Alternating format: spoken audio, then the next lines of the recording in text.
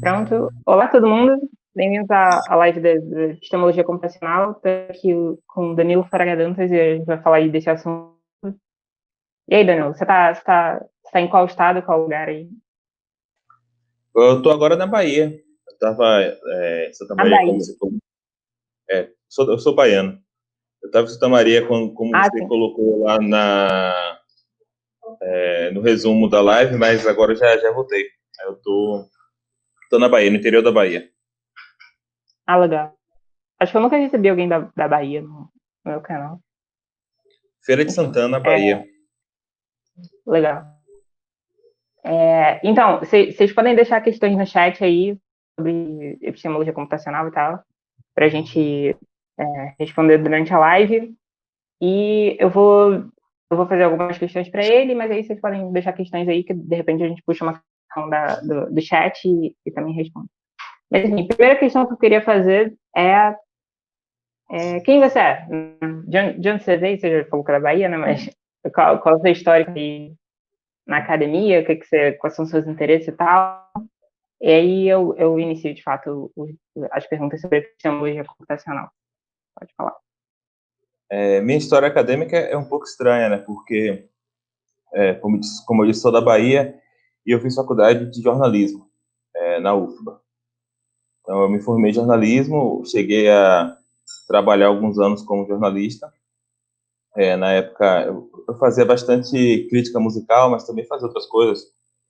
Era interessante, porque acabava viajando muito, fiz muita matéria no Sertão, sobre, sei lá, MST, ou então ir para uma cidade bem pequena, descobrir as bandas do local. Então, era bastante interessante. E nesse tempo também eu cheguei a fazer mestrado em comunicação também. E eu estudava música, estudava estratégias comunicacionais do rock brasileiro. E aí eu fui trabalhando como jornalista, né? E tem uma metáfora que eu não sei quem inventou, mas eu gosto, é que o conhecimento de jornalista é como se fosse um rio que você não consegue enxergar nem o outro lado, de tão largo, mas que quando você vai atravessar, bate na canela. E isso começou a me incomodar um pouco, apesar de que eu gostava bastante ainda gosto da vida de jornalista. E daí eu fui fazer mestrado, eu fui para o Rio Grande do Sul, fiz mestrado em filosofia na URGS, cheguei a começar o doutorado lá. Então, no mestrado eu estudei memória, na verdade, falsas lembranças, né? O meio que o impacto dos resultados, de alguns resultados empíricos sobre falsas lembranças para epistemologia e para metafísica da memória. Por exemplo, até que ponto a imaginação participa da memória. Na época, na filosofia, você tinha uma noção muito passiva de memória, né? Memória como preservação de conteúdo. E meu trabalho meio que ia na direção oposta, porque eu, como era o tema também do trabalho, eu estava muito interessado na questão das falsas lembranças, né? E aí eu cheguei a começar um doutorado na URGS. Eu ia estudar percepção do tempo, percepção interior do tempo, a partir de algumas ilusões temporais. Eu já tinha um plano de fazer um trabalho computacional, mas nessa época teve um edital da CAPES, teve dois editais, na verdade, um da CAPES e um do CNPq, para doutorado fora, e eu acabei sendo aprovado no edital do CNPq, e daí eu parei o doutorado que estava fazendo na URGS e fui para a Universidade da Califórnia. E eu desde sempre tinha essa ideia de fazer um trabalho com computação, mas assim, minha ideia primeira era trabalhar com ilusões temporais, mas talvez era muito difícil, talvez precisava de um nível de matemática que eu não tinha, talvez, e também não encontrei muita gente para discutir esse tema comigo. Eu acabei estudando raciocínio epistemologia mais comum, vamos dizer assim, e eu meio que estudo isso até hoje. Então é basicamente essa a minha história.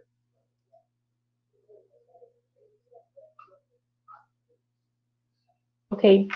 Então, já a pergunta da live, né, a pergunta principal aí, o que é epistemologia computacional? Aí você pode explicar separado, né? Primeiro o que é epistemologia, e depois o que é epistemologia computacional em si. Enfim, explica aí pra gente, por favor.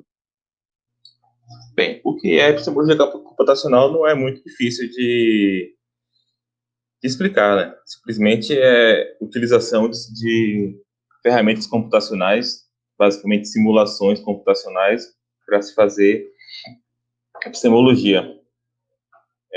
Então,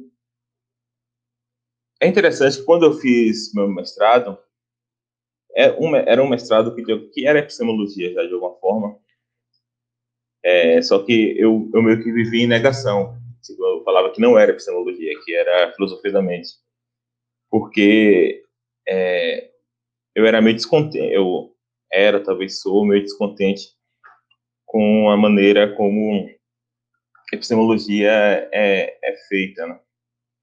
Então, não sei se as pessoas que estão assistindo têm muita noção do que é epistemologia, mas a epistemologia, basicamente, é a parte da filosofia que estuda a noção de conhecimento e de racionalidade. Estuda estados doxásticos, que são crenças, quando é que essas crenças configuram conhecimento e quando é que essas crenças são racionais ou são irracionais.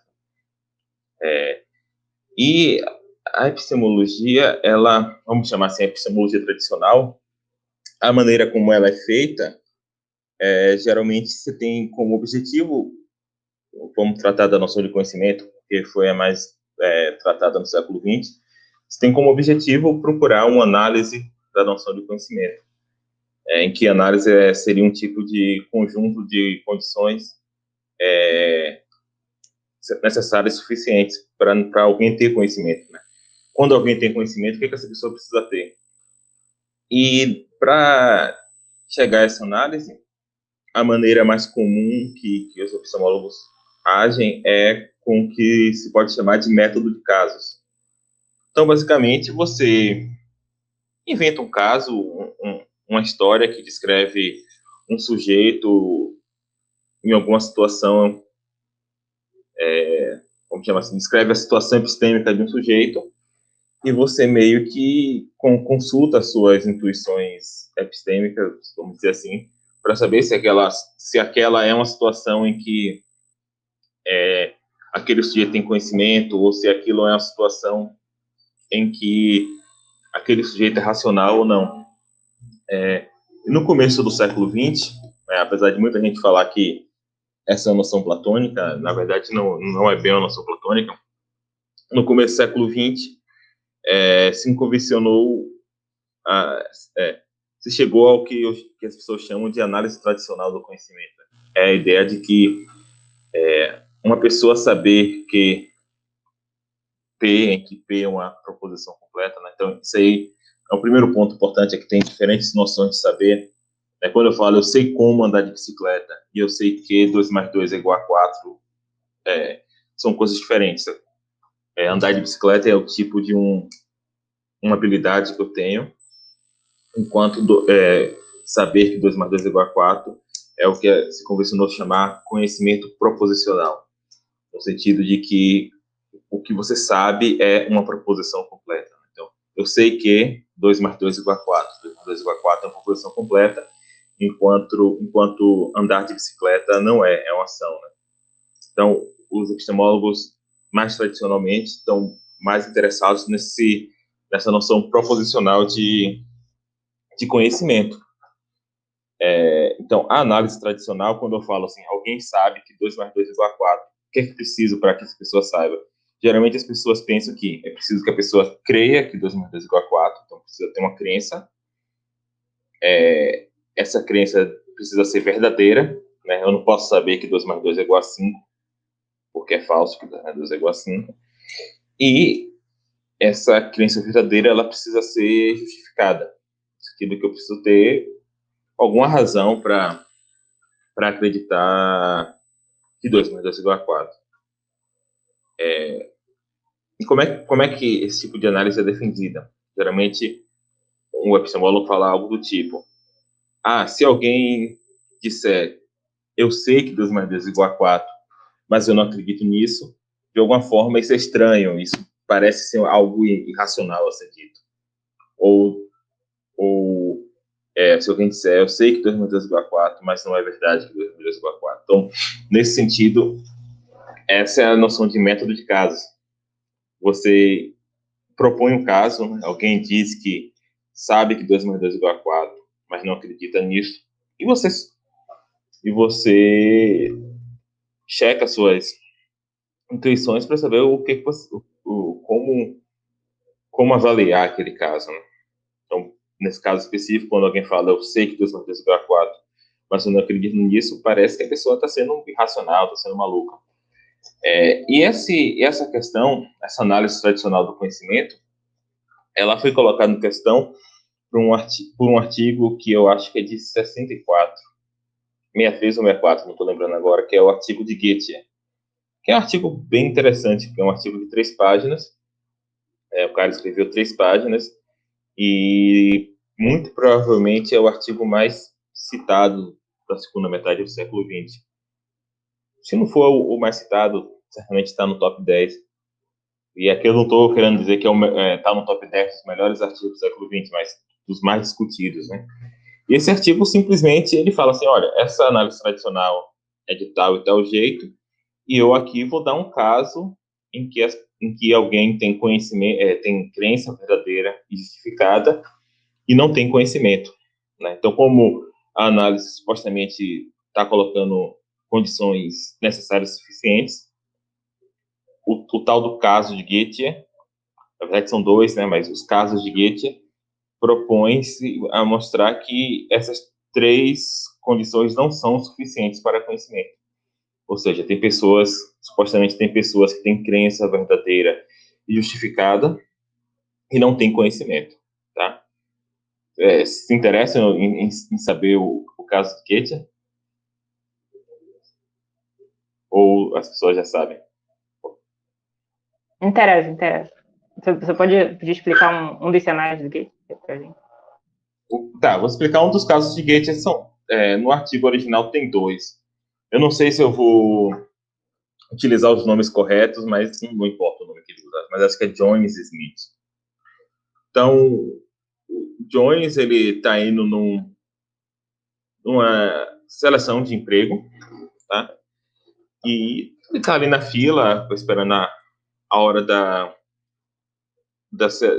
entrevista dele, e tem um cara do lado dele, que é o Smith, também não lembro se é o contrário, talvez seja Smith. Smith está indo na seleção e do lado está Jones, mas não importa, né? Então tem um cara do lado dele que é o Smith, e ele tem várias evidências de que o Smith vai ganhar o emprego. Por quê? Aí você pode completar a história do jeito que você quiser. O Smith estava olhando o currículo e o Jones viu que, sei lá, Smith é formado, tem 5 faculdades em Harvard, trabalhou nas melhores empresas do ramo, ganhou prêmios, sei lá, e o Smith namora com a filha do chefe. Então ele tem toda a justificativa necessária para achar que Smith vai ganhar vaga, né? E ele forma a crença, Smith vai ser selecionado, tá? E em determinado momento ele olha para Smith e ele vê que Smith tem 16 moedas no bolso. Sei lá como ele vê isso. Sei lá, Smith tira as moedas do bolso e conta. 1, 2, 3. Ele vê perfeitamente que Smith contou 16 moedas no bolso e Smith bota as moedas no bolso de novo. E ele forma essa crença. Smith tem 16 moedas no bolso. Então ele tem essas duas crenças. Smith vai ganhar a vaga, Smith tem 16 moedas no bolso. E aí, Jones, como ele é minimamente competente em lógica, ele faz a seguinte inferência. Ora, se Smith vai ganhar a vaga e Smith tem 16 moedas no bolso, a pessoa que vai ganhar a vaga tem 16 moedas no bolso. Tá? Então ele forma essa crença. A pessoa que vai ganhar a vaga tem 16 moedas no bolso. Agora vamos supor que no outro dia ele descubra que ele, o Jones, ganhou a vaga. E que por sorte, ele também tinha 16 moedas no bolso. Então vamos... então a pergunta o Jones sabia que a pessoa que ia vencer a vaga, que ia ganhar a vaga, tinha 16 moedas no bolso um dia antes? O Jones certamente acreditava nisso. Ele acreditava que a pessoa que ia ganhar a vaga tinha 16 moedas no bolso. Ele tem justificação? Essa parte... Não, ele acreditava nisso. Essa crença é verdadeira. É verdadeira não porque Smith tinha 16 moedas no bolso, porque Smith não é a pessoa que vai ganhar a vaga. É verdadeira porque ele próprio, o Jones, tem 16 moedas no bolso. Mas é verdadeira de qualquer jeito. Ele tem justificação? Essa é a parte mais complicada, mas a princípio sim, porque ele tinha justificação para acreditar que Smith tinha 16 moedas no bolso. E ele tinha justificação para pensar que Smith ia ganhar a vaga. Tudo bem, essa crença é falsa. Né? Ele acreditava que Smith ia ganhar a vaga, e essa crença é falsa. A outra é verdadeira. Essa crença é falsa, mas ele tem boa justificação para crer, para ter essa crença falsa, mesmo que ela seja falsa. E, supostamente, inferência lógica deve preservar a justificação. Então, se ele acreditava nessas duas premissas, ele tinha justificação para as duas premissas, e ele competentemente tirou uma conclusão, né, uma conclusão dedutiva dessas premissas, supostamente ele tem justificativa na conclusão. Então, ele tem crença verdadeira, justificada, de que Smith vai ganhar a vaga. Mas poucos de nós, eu não sei se algum de vocês tem a intuição de que Jones sabia que a pessoa que ia ganhar a vaga tinha 16 moedas no bolso, mas geralmente as pessoas, pelo menos no Ocidente, tendem a pensar que não. Tá? Então, esse seria um caso em que alguém teria crença verdadeira justificada e não teria conhecimento. E não teria conhecimento por quê? Um componente importante da noção de conhecimento é que conhecimento tem a ver, de alguma forma, com habilidade. Né? Tem a ver com você formar uma crença de maneira competente, com competência, na verdade. Não só você formar a crença com competência, mas o fato da crença ser verdadeira está relacionado com o fato de você ter formado a crença. E no caso de Jones, a crença que ele formou é verdadeira, mas é verdadeira por sorte, certo? De alguma forma, a justificação que ele tinha não dava boa garantia de que a crença seja verdadeira. Simplesmente ele teve sorte dele também ter 16 moedas no bolso, de modo a crença dele ser verdadeira. Então, a partir daí, a partir desses contra-exemplos de Goethe, que a maioria dos filósofos aceitaram, começou uma corrida para saber qual é a quarta condição de conhecimento. Então, as pessoas propuseram outras condições para conhecimento, né? Tem que ser crença verdadeira, justificada, mais X, né? Que pode ser crença verdadeira, justificada, formada por um processo confiável, crença verdadeira, justificada, segura, crença verdadeira, justificada, enfim, várias quartas condições. Outras pessoas falam assim, não, então a gente tem que começar o projeto de análise do conhecimento do começo, já que você tem que parecer que a gente chegou numa conclusão e, na verdade, não é uma análise boa. E muito da epistemologia entre a década de 70, de 60, né, quando foi lançado esse artigo, até hoje, na verdade, mas até a década de 90 era muito forte. Eu lembro, década de 90, começo dos anos 2000. Eu lembro de ir para congresso em filosofia no começo dos anos 2000 e muitos artigos eram sobre isso. E muitos artigos, muitos artigos eram baseados em propor teorias do conhecimento, novas análises, né, condições extras, e outras pessoas propor casos que sejam contra-exemplos para aquela nova condição. Tá? Então, aí você tem vários casos famosos.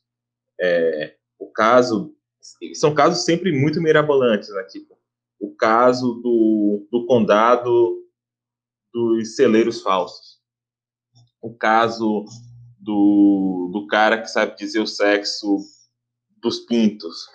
Então,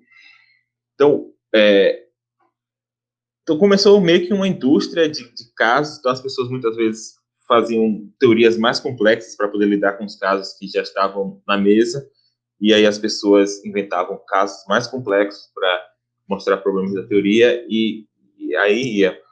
E aí, no final da década de 90, aconteceu uma coisa interessante. Alguns filósofos começaram a pensar o seguinte: vamos testar essas intuições. Tipo, as pessoas estão se fiando tanto em intuições epistêmicas no fazer de epistemologia, que tal a gente testar? Será que realmente é verdade que as pessoas não contaminadas pela filosofia pensam que, no caso de Goethe, Jones não tinha o conhecimento? E aí você teve vários artigos que começaram a testar isso, né? Não sei se você sabe, mas nos Estados Unidos tem muitos alunos na universidade que são asiáticos, né? Eles começaram a testar um grupo de alunos da filosofia, da americanos, grupos de indianos, chineses, etc. E um artigo famoso desse tipo de trabalho é um artigo de Weinberg et al., que é de 2001. E aí ele comparou as intuições epistêmicas de ocidentais com de pessoas do leste asiático. E no caso de Goethe, né? Então, naquele caso de Goethe que eu falei para vocês, apenas 26% dos ocidentais diziam que Jones tem conhecimento. Então, a maioria absoluta achava que ele não tinha conhecimento. Mas os jovens do leste asiático, 57% achavam que ele tinha conhecimento. Então, e aí se fizeram outros estudos, testando com gênero, com idade, enfim, vários estudos.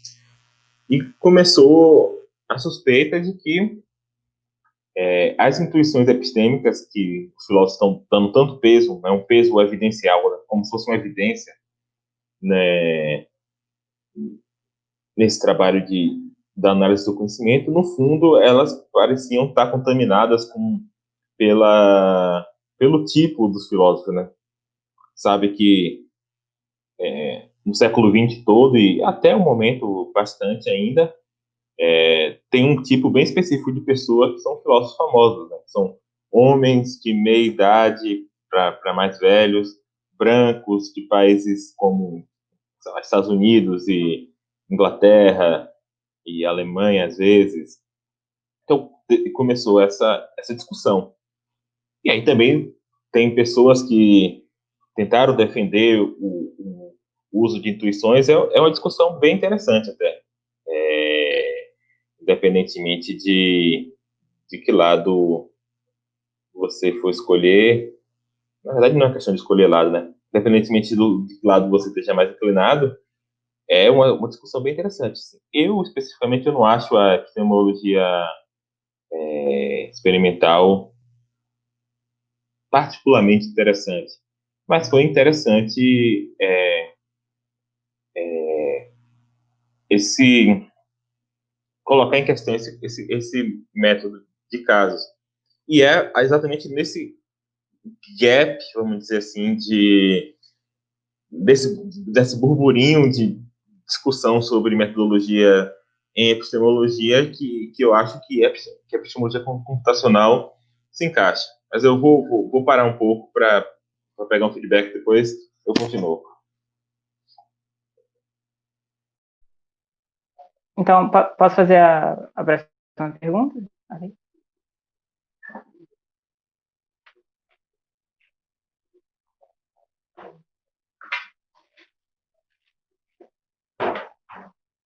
Danilo, você está me ouvindo? Ah, tá, ok. Você mutou o microfone. Ah, ok, tudo bem.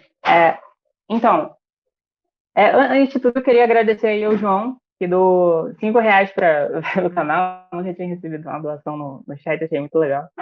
Então, obrigado aí, João. Acesse o canal dele, muito legal o canal do João. Volte a fazer vídeos, João.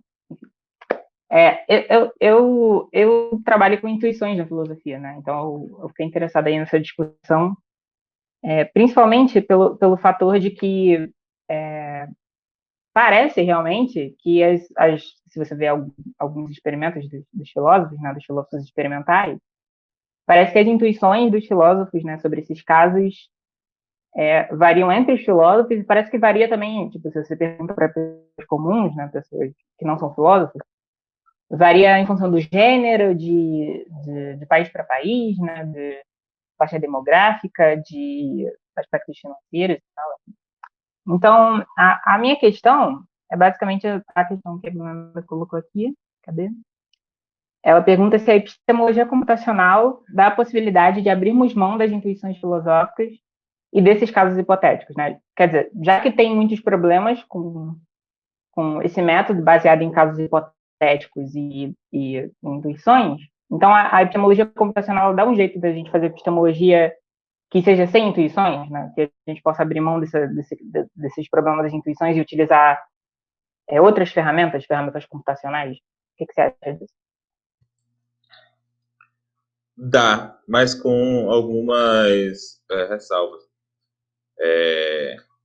Primeiro ponto é que, pelo menos, a maneira, os meus trabalhos, os trabalhos que eu vejo na literatura, o que não são muitos, na verdade, não lidam com a noção de conhecimento.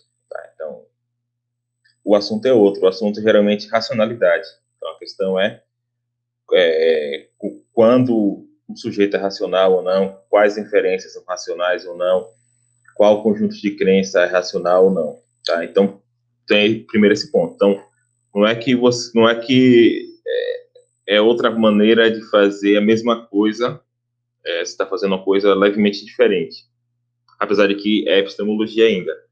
Agora, sim, você perde o peso evidencial assim mais forte das intuições. Você vai ter intuição, mas assim, a intuição vai ter um tipo de peso heurístico, né? Como tem em qualquer ciência. Tipo, um cientista que ele vai testar uma hipótese, ele não testa qualquer hipótese aleatória. Tem muitas hipóteses no mundo, tem infinitas hipóteses. Ele testa aquela que ele acha que pode ser correta, né? Então, de alguma forma, tem uma intuição dele ali. Mas a intuição, ela não é uma evidência. Tipo, a hipótese não é verdadeira porque ele tem a intuição. Mas ele testa aquela hipótese específica porque ele acha que é verdadeira, por uma questão heurística e não por uma questão evidencial. Mas deixa eu continuar aqui um pouco a narrativa para chegar na epistemologia computacional. Então, nessa briga aí que se teve no final do século, sei lá, 1900 e pouco, você tem um artigo de Quine que chama Epistemologia Naturalizada. E a ideia de Quine é basicamente joga fora esse negócio aí de epistemologia e a gente vai fazer ciência cognitiva, que é isso aí que importa. Vamos dizer, sentido bem grosseiro, né? E essa também não é uma boa opção, por alguns motivos. Primeiro, a epistemologia ela tem um caráter normativo, né? Então, quando você faz epistemologia, você quer saber... quando você fala que um conjunto de crenças racional, de alguma forma você está fazendo uma norma, tem a ver com uma norma aí. Sujeitos devem ter conjunto de crenças de tal tipo, ou devem evitar conjunto de crenças de tal tipo. Então, tem uma noção normativa ou pelo menos avaliativa. tal conjunto de crença é melhor, tem mais valor. E é complicado você sustentar esse tipo de conclusão normativa a partir de resultados empíricos sobre como os seres humanos raciocinam. A gente sabe que o modo como os seres humanos raciocinam exibe vários vieses, vícios epistêmicos, né? Tem várias inferências que a gente tira que geralmente vão contra os axiomas da probabilidade, por exemplo, né, no famoso caso de Linda. Né? Vou falar, esse experimento também é bastante famoso. Então, não sei se eles são economistas, mas o Kahneman e o Tversky, né, depois o Kahneman ganhou o Nobel, né? O outro não ganhou porque ele morreu antes, mas eles fizeram um experimento que consistia o seguinte: uma sala com alunos de graduação, eles contavam histórias sobre Linda.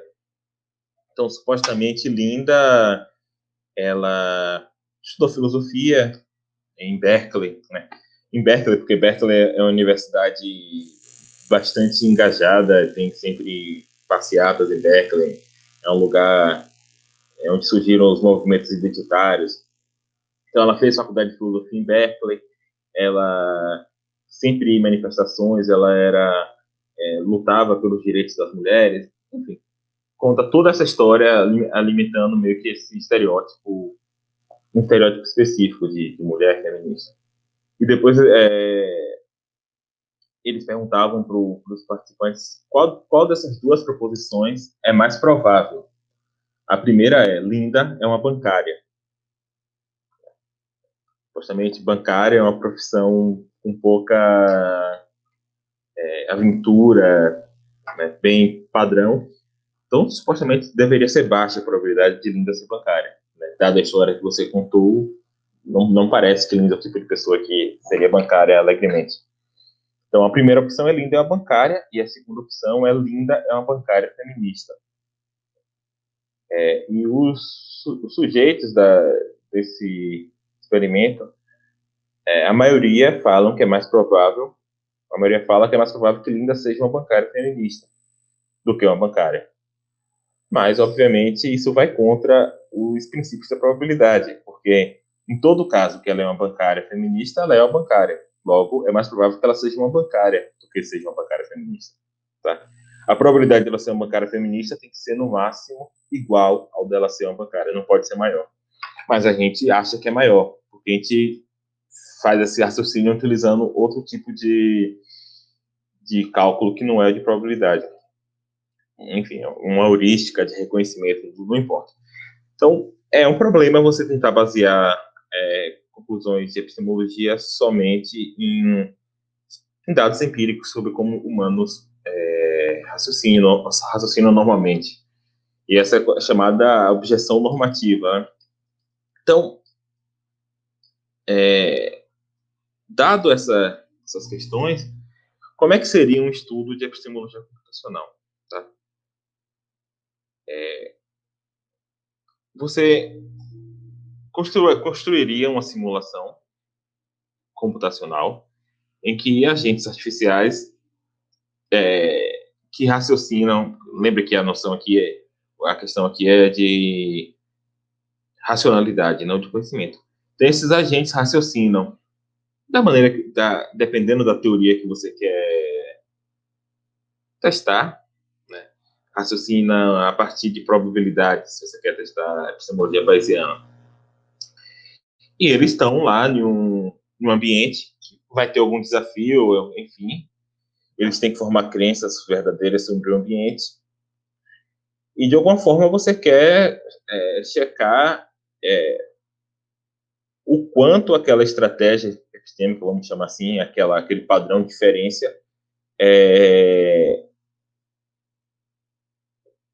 faz bem para o raciocinador. Por exemplo, o quanto ele cria crenças verdadeiras, o quanto ele erra, esse tipo de coisa que você quer saber como epistemólogo, né? Então, a ideia é saber o quanto esses raciocinadores, o quanto essas estratégias geram em termos de valor epistêmico. Tá? Então, nas últimas várias características de um conjunto de crenças já foram faladas como tendo valor epistêmico. Algumas famosas, consistência, né? Então, você tem crenças inconsistentes. Supostamente isso, alguém que tem um conjunto de crenças inconsistente, de alguma forma tem um conjunto de crença pior do que alguém que tem um conjunto de crenças consistente. Então, consistência é uma coerência, né? A gente defende que quanto mais coerente um conjunto de crenças for, isso dá mais valor epistêmico. Então, consistência, coerência, suporte evidencial. Quanto suporte você tem para cada uma das suas crenças? Né? Então, supostamente, uma crença que é bem suportada na evidência tem mais valor do que uma crença que é pouco suportada ou não é suportada pela evidência. Só que nas últimas 2 décadas, uma quantidade grande de filósofos tem defendido que o único valor epistêmico mesmo é a verdade das crenças, certo? Então, de certa forma, um conjunto de crenças ele tem mais valor epistêmico quando ele tem mais crenças verdadeiras, vamos dizer, talvez. Ou tem... Então, eles têm uma noção de acurácia, né? O conjunto de crença tem mais valor quando ele é menos inacurado. E daí eles, por exemplo, às vezes podem tratar sobre inacurácia esperada. Por exemplo, se você pode escolher entre 2 crenças e uma crença ela tem inacurácia esperada menor do que a outra, talvez você deva ter a crença que tem inacurácia menor, tá? Ou então talvez tenha mais valor epistêmico essa crença. Então, basicamente, a ideia é essa, você testar, colocar esse sujeito para desempenhar alguma tarefa. Depois eu vou dar alguns exemplos de trabalho, talvez fique mais claro. E você gerar um ambiente de maneira randômica e gerar uma quantidade bem grande de ambientes. E a ideia é assim, claro, se você fosse pegar um ambiente qualquer, um específico randômico, o quanto aquele sujeito criou crenças verdadeiras naquele ambiente randômico é uma noção muito contingente. Mas se você pegar um número bem grande de ambientes randômicos gerados, a média daquele ambiente, do resultado, ela de alguma forma vai se aproximar da noção de valor esperado, né? Então, vou dar aqui um exemplo do tipo de coisa que você pode estudar com simulação e que é difícil você estudar por meios analíticos, vamos dizer assim, né? Por argumentos e simplesmente pensando com sua cabeça. Por exemplo, você pode querer saber qual dessas práticas... Então esse aqui é um problema de epistemologia social, tá? Epistemologia individualista ou individual, ela lida sobre práticas epistêmicas de um sujeito, tá? Se um sujeito é racional ou não. Também nas últimas décadas você tem um crescimento muito grande de epistemologia social, em que muitas vezes a questão não é saber se um sujeito específico é racional ou não, mas se uma sociedade ou se um grupo de sujeitos é racional ou não. Então, a gente tem aqui duas práticas que são epistemicamente defective, né? São vis epistemicamente. Uma prática é a mentira, né? Você mentir para outra pessoa pode fazer com que aquela pessoa tenha uma crença falsa. Então, a mentira a mentira enquanto prática social, ela é epistemicamente ruim. Enquanto a outra ideia, a outra coisa é o que Frankfurt chamou de falação de merda, né? Falação de asneira, tentando ser um pouco mais polida, né, do livro chamado On Bullshit. Então, a falação de merda é quando acontece o seguinte: quando você mente, você acha que aquilo que você está falando é falso. Tá? Então, mentir aqui não é falar algo falso, é falar algo que você acha que é falso. Inclusive, você pode até falar algo verdadeiro mentindo, né? Porque você acha que é falso, então você está mentindo, você acaba falando algo verdadeiro. Mas, assim, a ideia aqui é falar algo que você acha que é falso. Isso seria a ideia de mentira.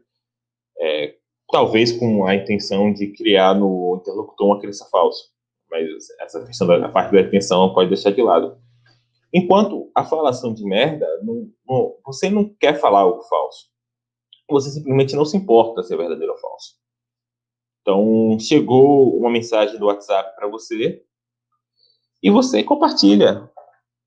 Entendeu? É verdadeiro? É falso? Não importa. Não importa muito.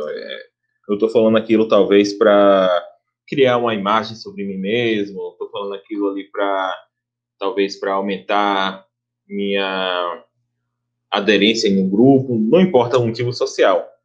Mas o ponto é que você não checou se aquilo é verdadeiro ou falso, no fundo, porque não importa para você se é verdadeiro ou falso. Então, isso fala merda. Então, o que é pior? Você tem muitas pessoas que mentem ou muitas pessoas que falam merda? Isso é uma questão de epistemologia social interessante. Pois é, mas é muito difícil você saber isso. Eu acho que não tem um argumento matador para dizer que é um ou que é outro.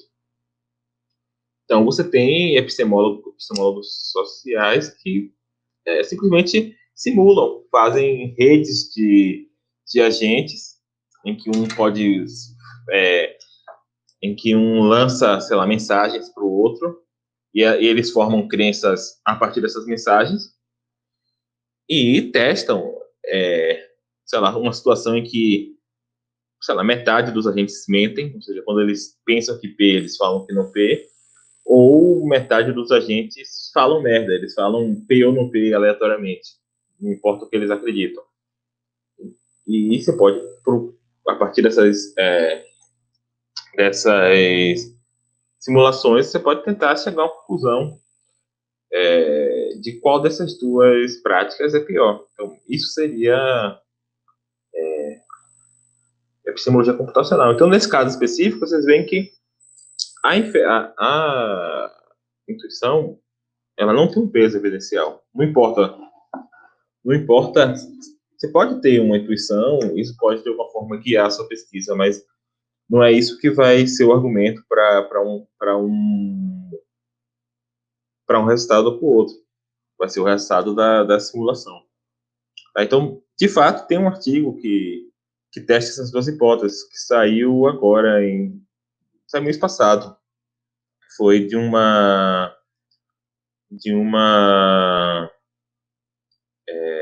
edição especial da Sintese sobre epistemologia computacional. Eu vou pegar aqui, aí acho que eu mando para o Alan para ele mandar para o grupo. Ok. Então, vou parar aqui e ver se tem outra pergunta. Ok. Tem sim. Então,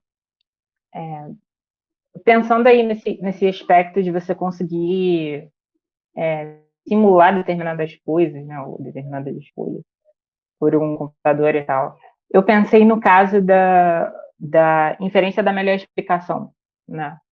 Ou quando a gente vai decidir qual teoria é mais simples, por exemplo, né? E aí, em geral, a gente não tem uma calculadora, né, de saber qual teoria é mais simples ou qual é a melhor explicação. Em geral, a gente segue as nossas intuições e tal. Mas, enfim, eu queria saber se a mesma questão que a Glenda colocou aqui, ó, é possível aplicar epistemologia computacional para criar tipo, uma calculadora da inferência da melhor explicação, né? Dá para fazer alguma coisa nesse sentido? Né? Em vez de você ficar à mercê de, eu acho que isso daqui é a melhor explicação, você tem critérios bem claros, rígidos e, sei lá, calculáveis para definir qual que é a melhor explicação dentre duas explicações ali para o mesmo problema. Vou dar uma resposta que é bem direta e ela É meio triste.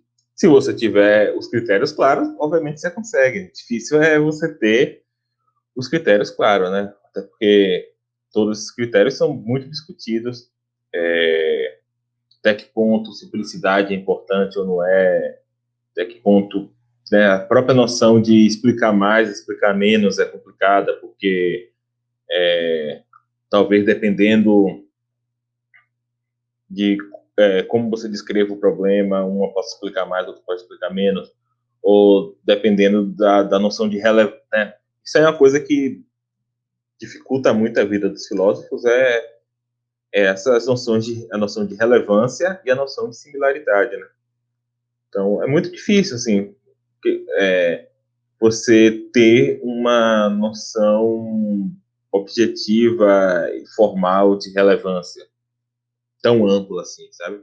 Então, eu penso que a epistemologia computacional, ela tem que ser, ao mesmo tempo, eu acho uma ferramenta muito importante, mas também tem que ter um tipo de humildade, né? A epistemologia formal, em geral, e a epistemologia computacional como uma parte da epistemologia formal. Formalizar é sempre bom, né? É bom quando você consegue ter um modelo simples, formal e você explica as questões. Mas é difícil você sempre tem muitas coisas relevantes nos problemas, sabe? Então, boa parte do trabalho, da dificuldade e do trabalho quando você faz epistemologia formal ou epistemologia computacional é tentar depurar um pouco a situação, tentar pegar ali um núcleo central que seja interessante, sabe? Mas não é assim uma panaceia que você não vai resolver o problema da petição. Apesar de que esse mesmo rapaz que escreveu esse artigo aí sobre o falação de merda e tal, que eu estava falando, ele tem um artigo em que ele testa, não só ele, na verdade, um dos pontos muito estudados na epistemologia computacional é a abdução. Tem todo uns 4 trabalhos que eu conheço só sobre abdução. Então tem trabalhos interessantes, né? Não sei se vocês chegaram a ver, mas eu escrevi um artigo. Na verdade, ele não é bem um artigo, porque ele não tem nenhuma novidade, mas ele é uma revisão bibliográfica. Mas eu estava dando um curso sobre epistemologia computacional e eu queria organizar as coisas na minha cabeça. E eu fiz um artigo em que ele descreve os trabalhos de epistemologia computacional, pelo menos dado os que eu conhecia até o momento. E tem uma parte toda sobre abdução. Então, eu vou ler aqui rapidinho só o parágrafo que fala sobre abdução. Então, comumente, humanos, por exemplo, cientistas, precisam decidir entre hipóteses com base na evidência disponível.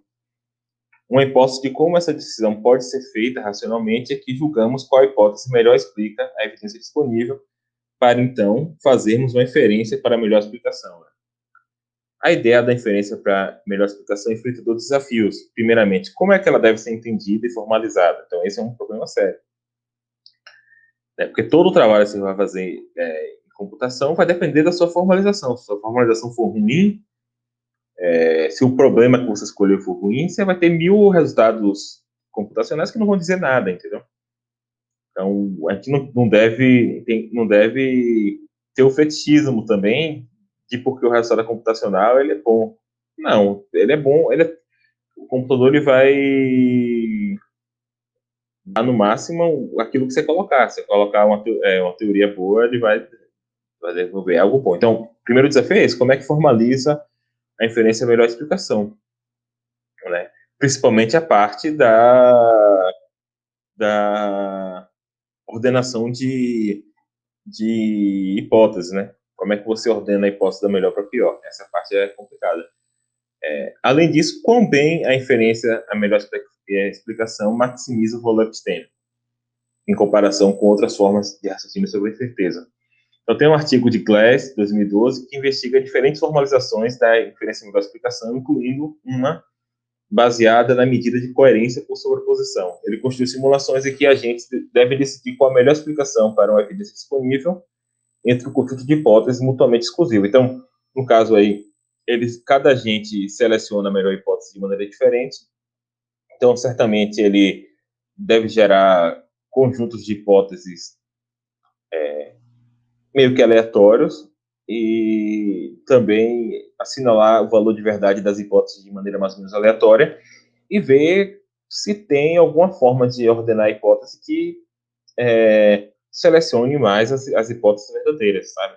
É simplicidade que seleciona. Geralmente as hipóteses mais simples são verdadeiras? Talvez, né? Então, por exemplo, uma hipótese que é uma conjunção, se ela for uma conjunção atômica, ela tem mais chance de ser verdadeira do que ela ser uma conjunção bem longa, né? Porque a conjunção só é verdadeira quando todos são verdadeiros. Mas para outros formatos, não sei. Então ele construiu a simulação em que a gente deve decidir sobre qual a melhor explicação para a evidência disponível entre o conjunto de hipóteses mutuamente exclusivas e exaustivas.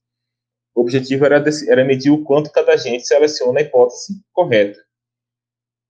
Peraí. Nossa, mesmo. A hipótese correta. Os resultados sugerem que a medida de coerência por sobreposição, não lembro mais que medida é essa, maximiza o valor externo. E aí tem esse artigo de Glass, tem um artigo de Dovin, que é de 2013, que é muito bom, inclusive, que ele compara um agente que... Só que aí ele utiliza uma noção de inferência da melhor explicação, que é bem próxima de uma regra de Bayes. Então, é uma regra de Bayes com uns modificadores de bônus para aumentar mais rápido a probabilidade quando você tem evidência positiva. E aí ele pega agentes, a simulação dele é o seguinte, tem uma sequência de moedas jogada para cima, né? Então o agente ele vai ver só cara e coroa, e ele tem que... E as moedas são enviesadas, né? Uma moeda, normalmente, ela tem 50% de cair cara, 50% de cair coroa. Mas essas moedas dele são enviesadas. Tem algumas moedas que tem 90% de cair cara e 10% de cair coroa, outras têm 80% de cair cara, 20% de cair coroa, e assim vai. Então, ele testou todo o contínuo de enviesamento. Na verdade, o contínuo não. 10, né? Desde uma moeda que só cai cara, uma moeda que cai 10% cara, 20% cara, 30% até 100% cara. E o agente, os dois agentes, eles veem sequências da moeda sendo jogada e eles têm que descobrir qual é o grau de enviesamento da moeda. Então, nas simulações dele, o agente que fazia a abdução acertava mais vezes, correto, do que o agente que utilizava a regra de Bayes comum. E aí tem outro trabalho do mesmo cara, esse sim é do mesmo cara que eu falei do trabalho sobre falação de merda, que é também a questão da moeda, né? Imagino que talvez ele tenha estudado com Dove, não sei, mas é o mesmo modelo, mas na sala, vamos dizer assim, a sala que ele está vendo a moeda está com a luz baixa. Então também tem uma probabilidade da percepção dele tá falhando.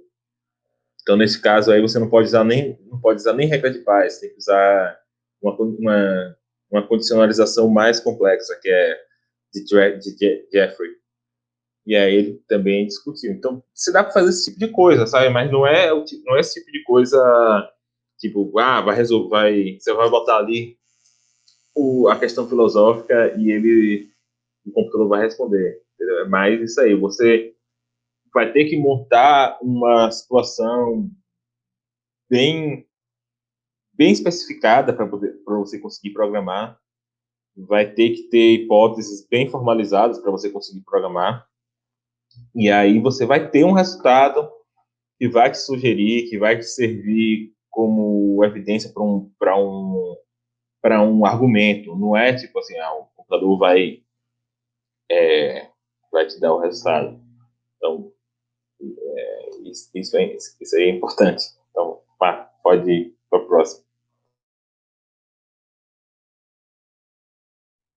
Ok.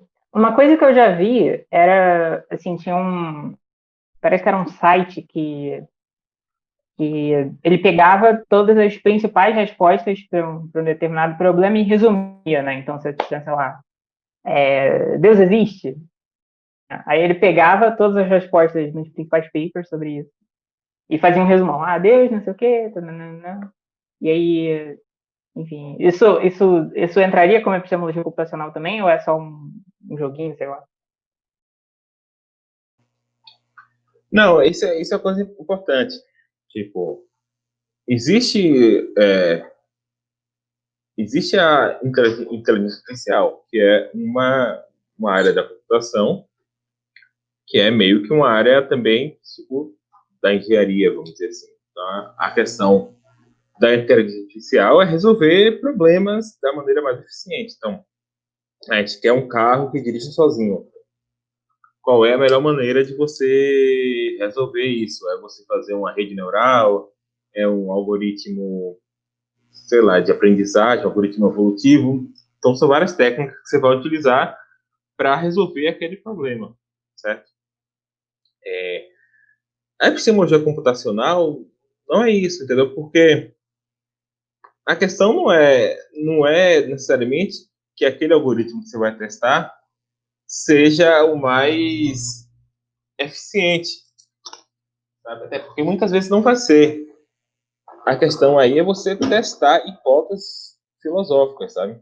Então, por exemplo, existem muitas maneiras de você calcular probabilidade, né? Desde de você implementar uma tabela de probabilidade conjunta, que vai ser bem pouco eficiente computacionalmente, até, sei lá, algoritmos de aproximação, como, sei lá, algoritmo de Monte Carlo, certo? Então, o algoritmo, se você vai resolver um problema real em que seja preciso utilizar probabilidade, por exemplo, muito provavelmente você vai usar um algoritmo desse de aproximação, porque eles são muito mais eficientes. Mas no caso da filosofia, a questão não é essa. A questão é que na filosofia, na epistemologia bayesiana, você tem argumentos de que é irracional você ter um conjunto de crenças que não é representada por uma função de probabilidade. Deixa eu dar aqui um exemplo. Tem um tipo de argumento que é bem famoso na epistemologia bayesiana que chama argumento do livro holandês, Dutch Book. Então a ideia é a seguinte: se eu acredito que amanhã vai chover com probabilidade 0,6, né, eu tenho um grau de crença de 0,6 que vai chover amanhã, a probabilidade me requer que eu acredite que eu tenho um grau de crença de 0,4 de que não vai chover amanhã, certo? De modo que, como ou vai chover ou não vai chover, e a soma da minha crença de que vai chover e de que não vai chover deveria dar 1, né? Porque ou um ou outro vai acontecer. Os epistemólogos bayesianos, eles têm alguns argumentos para argumentar que é irracional, é epistemicamente irracional ter crenças que contradigam a probabilidade. E um dos argumentos que eles utilizam é do livro holandês. Então, suponha que eu tenho uma crença de 0,6, que amanhã vai chover, um grau de crença de 0,6 que amanhã vai chover, e eu tenho um grau de crença de 0,6 também, que amanhã não vai chover. Né? Então, minhas duas graus de crença aqui não se conformam com a probabilidade. Então, ele fala assim, ó, se amanhã aparecer um cara que faz apostas, e ele te oferecer uma aposta de você pagar 60 centavos na aposta de que vai chover amanhã, sendo que se chover você ganha R$ 1, você vai achar justa essa aposta. Ora,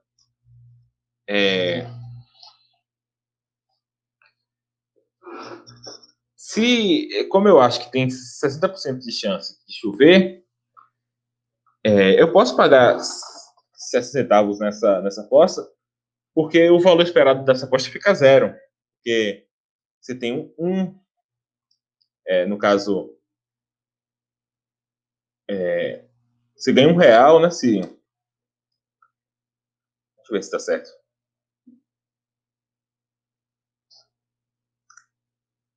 Sim, tá certo. Mas você ganha R$ 1. Deixa eu pegar aqui um papel, espera um momento. Ah, tem um papel aqui. Você só consegue pensar escrevendo. Então você tem 0,6. A cognição é estendida, né? 0,6. Você ganha. No caso, porque no caso, se chover, você vai ganhar 1,6, né? Porque você vai ganhar o. Deixa eu ver como é que é essa aposta. Você vai ganhar. Isso. Pronto. Você pagou 0,6, né? Você pagou 60 centavos na aposta. Se chover mesmo, você ganha, no total, 40 centavos. Correto? Porque você pagou 60 e você ganhou R$ 1 porque choveu. Então, é 0,6 vezes 0,4, mais... Se não chover, que você acha que tem uma chance de 0,4, você perde 60 centavos, correto? Você não vai ganhar nada e você pagou 60 centavos. Então, é 0,4 vezes menos 0,6. Isso dá zero. Tá? Então, você acha que tá tudo bem, essa aposta é justa. Porque eu tenho uma chance boa de ganhar 40 centavos, eu tenho uma chance também de perder 40 centavos. Mas o ponto é o seguinte, então você aceita essa aposta. E esse mesmo cara fala assim, tá bom, então agora vamos fazer uma aposta que vai custar 60 centavos de que não vai chover amanhã. Tá? E como você tem essa mesma crença de 0,6 de que não vai chover também, você acha essa aposta tão boa quanto a outra. Então você aceita as duas apostas. Só que você é garantido de você perder 20 centavos nessa história. Porque ou vai chover ou não vai. Se chover, você ganha 40 em uma aposta e perde 60 na outra. Você perde 20 centavos.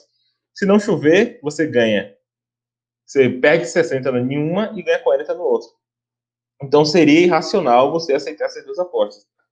Mas, dado suas crenças, supostamente você aceitaria. Então, os epistemólogos bayesianos, eles têm esse tipo de argumento. Então, eles têm argumentos também que você deve atualizar suas crenças utilizando a regra de Bayes, etc, etc. Só que a questão é que outras formas de atualizar a crença, quando se trata de raciocínio sobre certeza, vão contra esses axiomas da probabilidade. Sei lá, tem muitas teorias. Teoria da possibilidade, algumas versões da inferência melhor explicação, etc. Então, por isso que esse tipo de questão de você testar essas teorias contra a teoria da probabilidade é importante para a psicologia computacional. Primeiro, porque são teorias que ambas são bastante bem formalizadas. Então, você consegue simular mais fácil. Segundo, que você tem esses argumentos muito fortes que, às vezes, você quer colocar em questão, ou pelo menos nuançar ele, ou colocar, tudo bem, funciona, mas não em todas as situações, ou não funciona quando tal coisa acontece, sei lá, não funciona, é pior você ter crenças que satisfaçam os axiomas da probabilidade quando a evidência é ela mesma certa.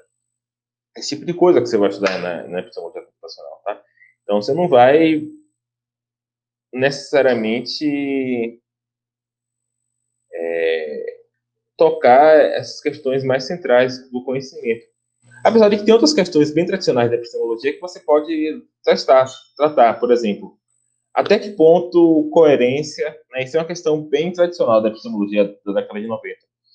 Até que ponto coerência conduz à verdade? Né? Muitos epistemólogos defendem que são coerentistas, né? Que defendem que justificação epistêmica tem a ver com você ter crenças coerentes.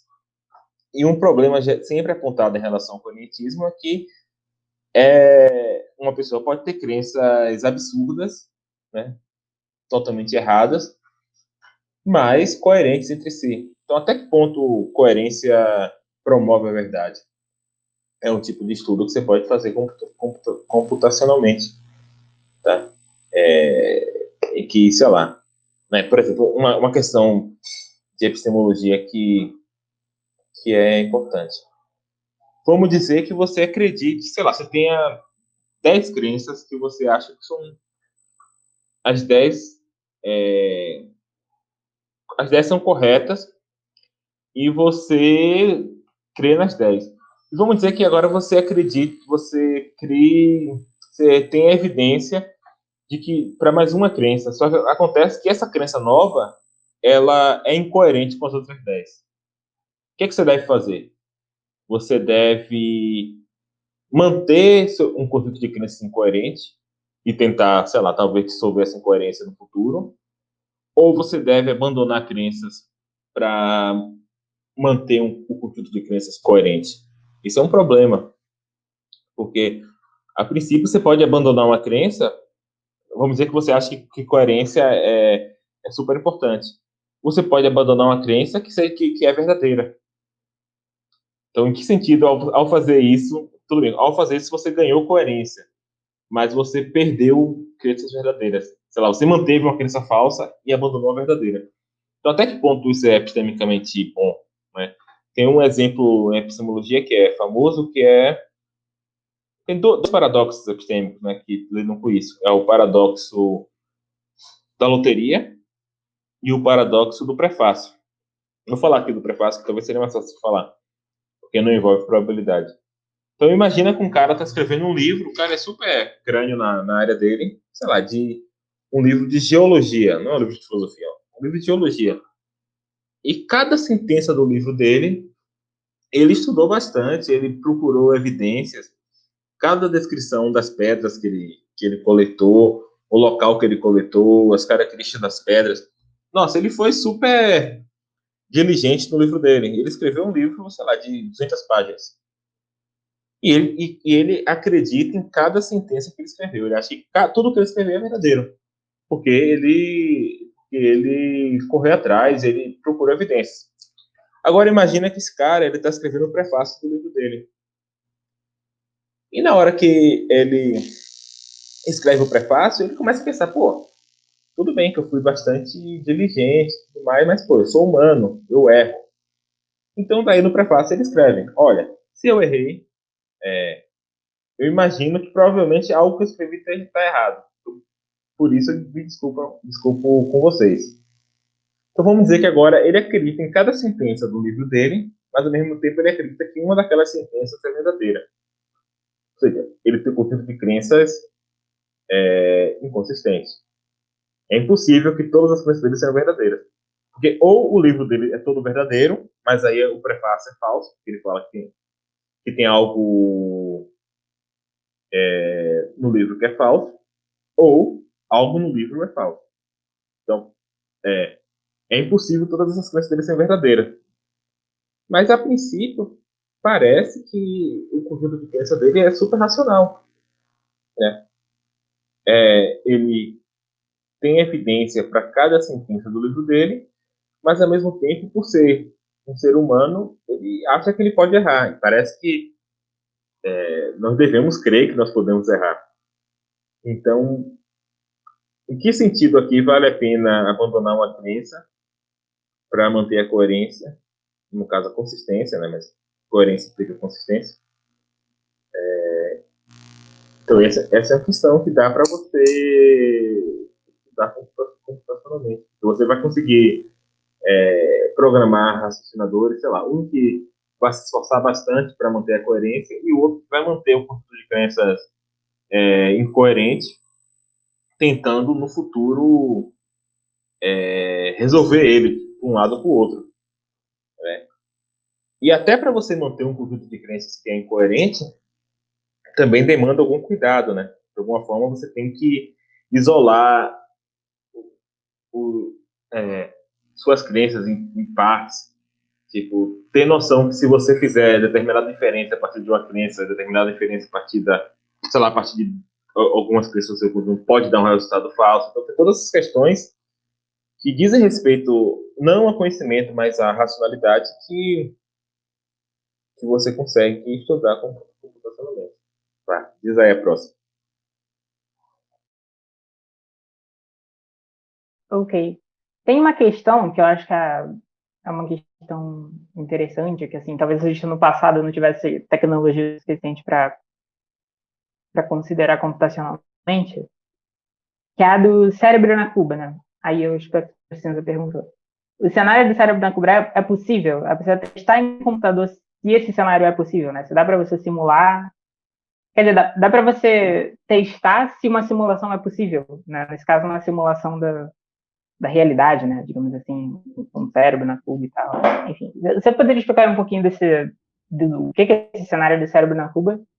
E se dá para Tá. testar em computador sobre essa possibilidade e tal? Então, o cenário do cérebro na Cuba é um cenário cético. Tá?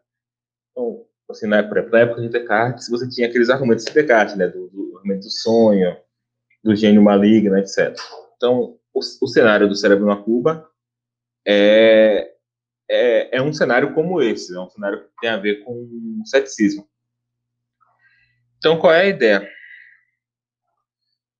Nós temos crenças perceptuais, crenças de memória, mas no caso acho que é mais importante são as perceptuais.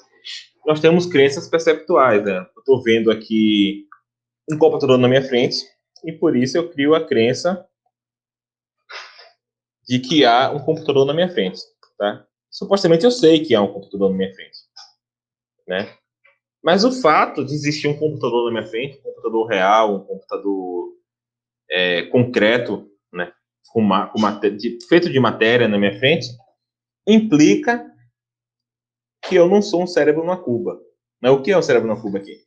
Seria a ideia tipo Matrix, que eu não sou simplesmente um cérebro sem corpo que estou sei lá, num aquário com eletrodos ligado ao meu córtex, gerando ilusões visuais em mim, por exemplo.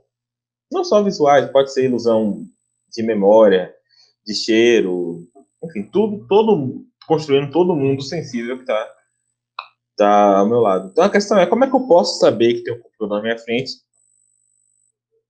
sem saber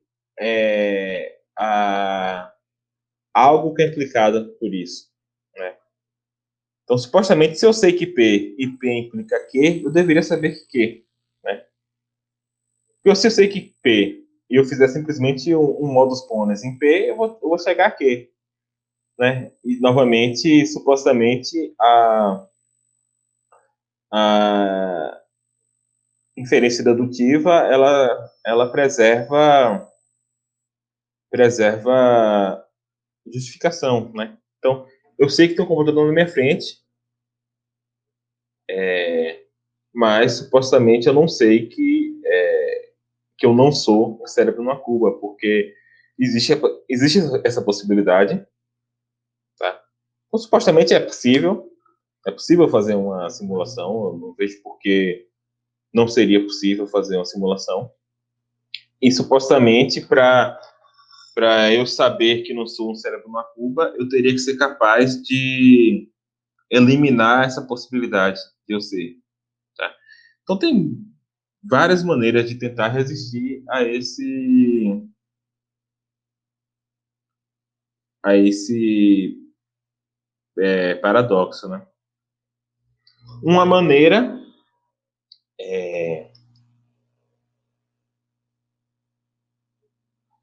é você eliminar o princípio que eles chamam de princípio Kaká. É o princípio de que saber implica saber que sabe. Então a ideia é o seguinte: eu sei que tem uma árvore na minha frente, mas não necessariamente eu sei que eu sei. Tá? Eu simplesmente sei que está na minha frente, mas eu não sei que sei, no sentido de que eu posso estar errado, eu posso achar que eu sei e não sei. Então você aí coloca uma noção mais externalista a noção de conhecimento, sabe? Então, eu sei que tem uma árvore na minha frente, no sentido de que eu tenho uma crença e eu tenho uma boa justificação para essa crença, que é o fato de eu estar vendo. Mas, para eu saber ou não, depende de ser verdadeira a minha crença. Então, se for verdadeira a minha crença, eu sei que tem uma árvore na minha frente. Que é tudo que preciso, é a crença verdadeira justificada, sei lá, confiável, etc. Outra quarta condição que você quiser. Mas eu não sei que eu sei. Porque para eu saber que eu sei, eu teria que de alguma forma, ter um modo de julgar minha crença como verdadeira. E eu não tenho. Então, esse tipo de solução quer dizer o seguinte, que conhecimento tem um ingrediente aí que depende do mundo, não depende só de você. Então, você pode ter conhecimento que não é seguro nesse sentido de ele depender muito do ambiente, talvez. Essa é uma maneira de resolver. Outra maneira, acho que a principal maneira é essa. Né? E aí você tem... Então, essa questão aqui, ela é muito importante também na discussão entre internalismo e externalismo epistêmico. Né? A ideia de que, para um externalista, para algo ser conhecimento, depende de fatores que são externos à sua mente. Depende, por exemplo, se sua percepção é confiável. Um exemplo de externalismo. Então, se eu não estou numa Cuba, se eu sou um ser humano real no mundo real, minha percepção é confiável. Então, eu sei. Certo? Mas, se eu sou um cérebro na Cuba, mesmo eu tendo exatamente os mesmos inputs visuais, minha percepção não é confiável, porque ela me faz crenças falsas. Então, para um externalista, isso aqui é meio bizarro. Mas é basicamente o que as pessoas acreditam hoje em dia. Se você pensar bem, vamos dizer assim, o Danilo que está aqui no mundo real e o Danilo que é um cérebro na Cuba, talvez ele tenha uma simulação do mundo real que seja exatamente igual à minha. E também não parece haver nada que faça isso ser impossível. Então, supostamente, meu estado mental e o dele é igual. Tudo que eu penso, ele pensa igual. A única diferença é que eu estou no mundo real e ele é um cérebro na Cuba. Para um externalista, nesse caso, eu que estou no mundo real, eu tenho conhecimento.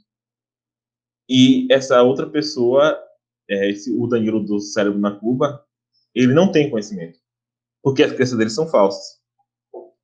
E ele também, e não só porque as crenças são falsas, ele já não teria porque as crenças são falsas, mas ele também não tem porque a percepção dele não é confiável, enquanto a minha é confiável. Então, para esse tipo de questão que esse cenário cético é utilizado. Agora, sobre essa questão, o cenário de cérebro na Cuba é possível? Eu não vejo muito motivo para não ser, sabe? A gente está fazendo simulações cada vez mais confiáveis, mais poderosas. Possível, eu acho que sabe? Um futuro em que se tenha computadores muito poderosos, talvez você possa fazer uma simulação tão detalhada como o estado mental de uma pessoa. Enfim, eu não vejo nenhum motivo para não ser possível. Talvez físicos, etc., encontram motivos para não ser possível. Agora, é possível testar no computador se é possível? eu não consigo pensar como, sabe? Porque o que acontece? Que como que seria esse teste? Você faria um agente, você simularia um agente virtual, ele para ver se ele acredita ou não no mundo em volta, né? Seria isso. Só que o problema é esse, né? Que se você pode fazer um agente virtual tão complexo a ponto da crença dele ser evidência de que se é possível não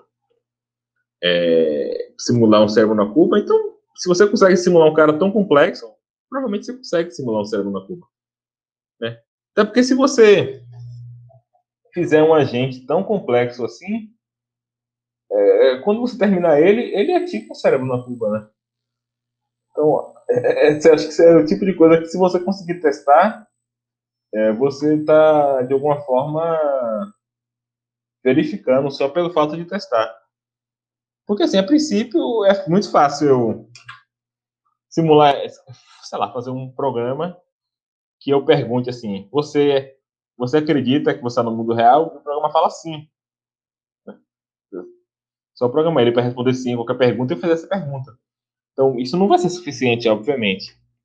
Então, você teria que fazer um agente bastante com mais capacidades e tal, e eu não consigo pensar exatamente quais capacidades você teria que seriam suficientes para a resposta dele ser relevante para a questão, sabe? Esse que é o problema tipo, epistemologia computacional, ela ainda é epistemologia nesse sentido, porque, sei lá, a parte de você programar uma coisa no computador e rodar e tal, então dá trabalho, você tem que aprender a programar, dá trabalho, mas assim, a princípio, o computador vai te dar um monte de resultado, você vai fazer gráficos, etc. Mas assim, a grande questão é você conseguir pensar numa simulação que seja relevante para o problema, que seja simples o suficiente a ponto de você conseguir rodar no computador, né? Porque essas coisas são muito complexas e o computador assim não aguenta rodar. Você tem ideia? Na minha simulação, que era simplesmente um cara andando numa caverna, a única coisa que ele fazia era decidir para qual direção ele vai andar. O algoritmo que usava calcular a probabilidade, quando a caverna tinha 10 quadros por 10 quadros, ou seja, 100 quadros, não é uma coisa muito grande, quase nenhum computador os computadores já não conseguiam rodar. Tipo, não só o meu computador, que é bem peba, mas se eu pedir para outras pessoas também, as pessoas não rodavam. Então, recurso computacional é bem complicado. Então, você tem que pensar uma simulação que seja simples o suficiente para você conseguir rodar e para que também não te dê resultados muito complexos que você não vai conseguir interpretar. E você tem que, ao mesmo tempo, ela tem que ser relevante, ela tem que ter alguma qualidade ali que vai te dar uma resposta que vai ser iluminadora para o problema. Isso é o mais complicado, sabe? Você pensar num modelo interessante, mais do que necessariamente você simular mesmo. Tá? Então, Ok. Última questão, então, e para a gente daí para o encerramento. Se eu quiser, vamos supor que eu queira estudar epistemologia computacional, né? Quero saber mais sobre esse assunto. Por onde seria ideal eu começar, né? Para eu aprender um pouco sobre epistemologia computacional? tem uns livros que foi o que me deu interesse em fazer epistemologia computacional. Foram dois livros de um filósofo chamado John Pollock. É um epistemólogo que eu acho ele bastante interessante. Infelizmente, ele morreu em 2010, 2010 mais ou menos ele morreu. Não era nem velho e tal, ele devia ter uns 60 anos no máximo. E ele tem dois livros que eu acho bastante interessantes. Um é mais teórico, lida muito com filosofia da mente, algumas questões de filosofia da linguagem, mas que é bastante interessante, que chama, né, eles têm nomes ótimos. Como construir uma pessoa. How to Build a Person. John Pollock. Então, esse daí é mais teórico, mas ele já discute a questão sobre inteligência artificial e tal. Aí depois, o próximo livro que tem, isso aí deve ser de 92, 93, que ele escreveu isso. Aí o próximo livro dele chama-se Carpintaria Cognitiva, Cognitive Carpentry. E aí, nesse livro, aí ele já tá ensaiando fazer um tipo de epistemologia computacional. Eu não acho que ele faça epistemologia computacional, tá? Porque o que ele faz é o seguinte, ele criou um agente artificial que ele chama, que é Oscar, o nome é Oscar, em Lisp, e ele descrevia as teorias dele de epistemologia, sei lá, teorias sobre organização de crenças, ou sobre a questão... Ele era um fundacionista, né, sobre fundacionismo, sobre crença perceptiva, todas as questões que na época estavam bem na moda. Ele pegou e ele criou, ele programou esse Oscar, e esse agente artificial, de alguma forma, embutia todas as teorias de Pollock. Então era um cara, sei lá, era o agente pollockiano. E é engraçado, que se você olhar na internet, até hoje, como ele morreu, né? Tá na internet, o site dele tá na internet, e tem um programa do Oscar lá. Só que eu nunca consegui rodar, na verdade. Oscar Project, deixa eu ver aqui, Pollock. É um site amarelo, meio bizarro aqui, ó. Logo o primeiro. Aí ele tá na internet, ele tem o código do Oscar. Eu vou mandar aqui pra... Então, esse segundo livro, que é Cognitive Carpentry, não é bem epistemologia computacional, nesse sentido de que ele não testa hipóteses. Ele até testa um pouco, sabe? Mas ele usa o Oscar mais como uma maneira de expressar as teorias dele de maneira clara, sabe? Do que, de fato, roda teste. Mas é interessante, porque ele discute várias questões de epistemologia e mostra como é que, mais ou menos, você implementa isso no agente. Então, esse foi o que me deu interesse, sabe? Agora, se você for fazer epistemologia computacional mesmo, que vai interesse fazer, primeira questão que você tem que saber é se você quer fazer epistemologia individualista ou epistemologia social, tá? Se você for fazer epistemologia social, é mais fácil, tá? Por quê? Porque os modelos são mais simples, paradoxalmente, né? Eles são mais simples no sentido de que, como você tem vários agentes, você geralmente não simula o interior de cada agente de maneira muito realista.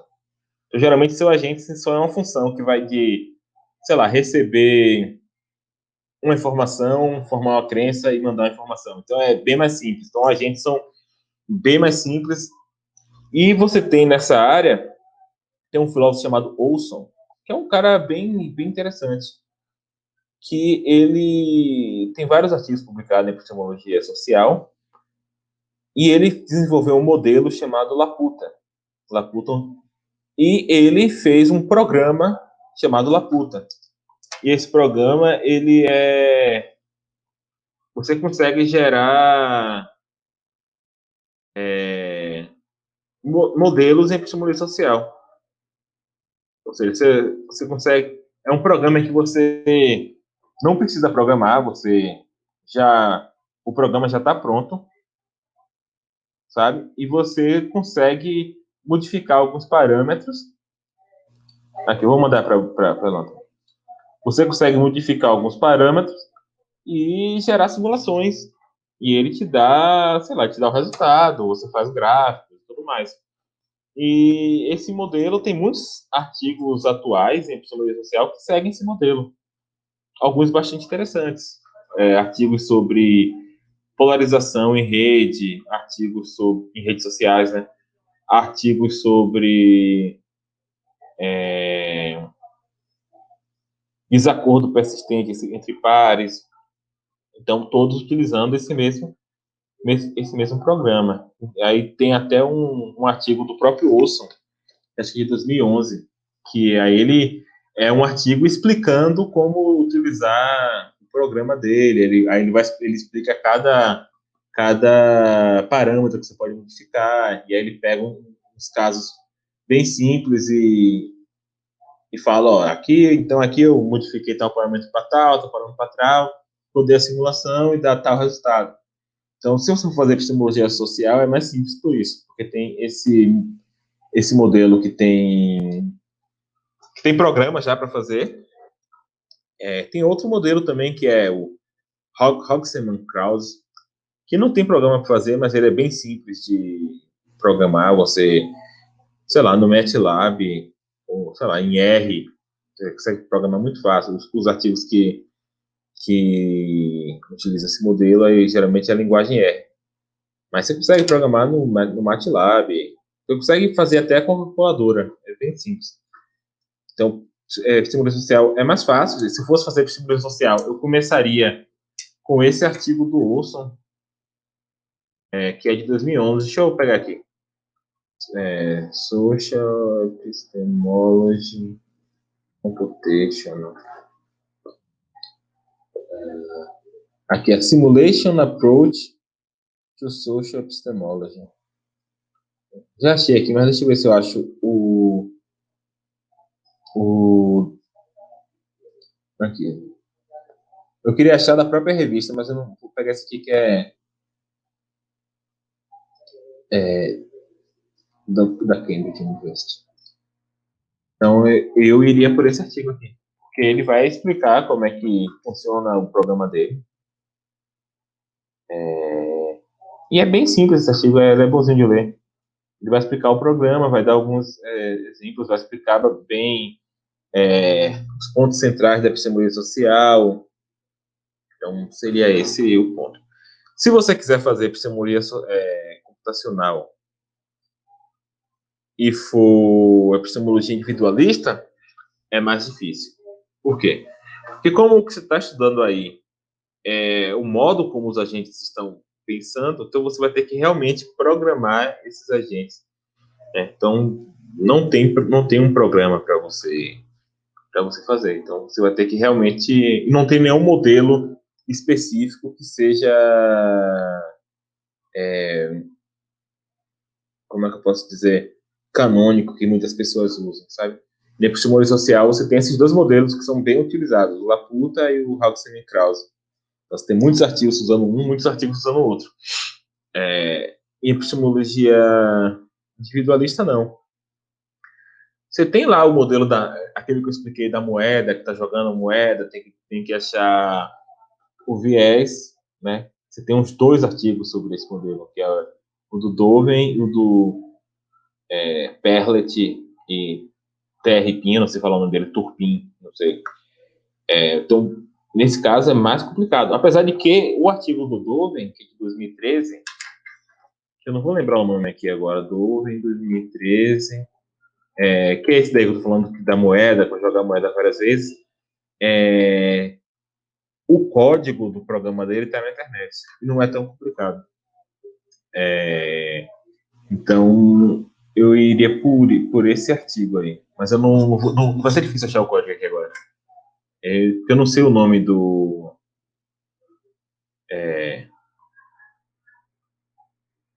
não sei o nome do artigo assim de qual. Só olhando na minha...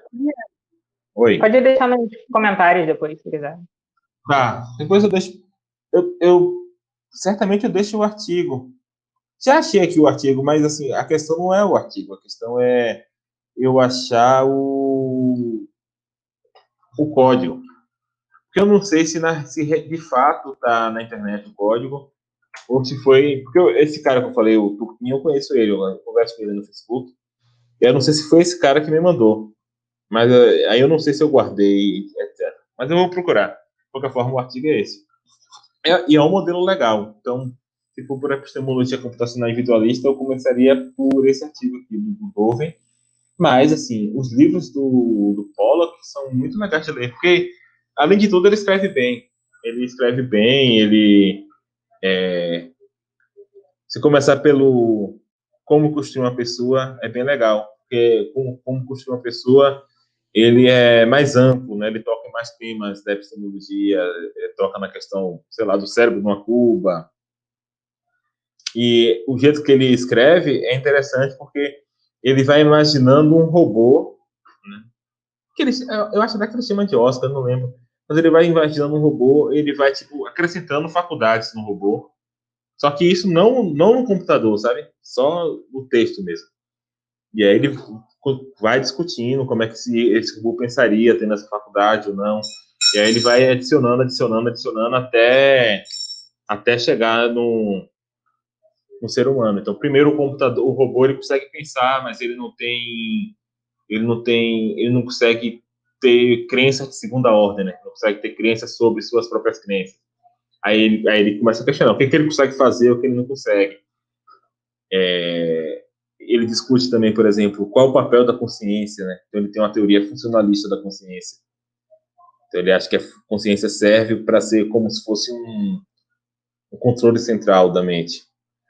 Então é um trabalho menos computacional, porque não tem nada de computacional nesse trabalho, mas ele é bem exploratório e interessante. Aí o outro, o Carpintaria Cognitiva, ele já vai lidar com mais algumas questões de computacional, mas mesmo assim ele tem várias partes, tipo, a introdução dele é muito bom.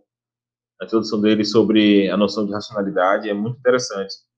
Então eu leria alguma coisa de Pollock só para pegar o feeling, depois eu acho que não, a epistemologia individualista não tem melhor caminho, não. É pegar esse artigo aí do Dovin e ler. Não tem um caminho mais fácil, não. Tá?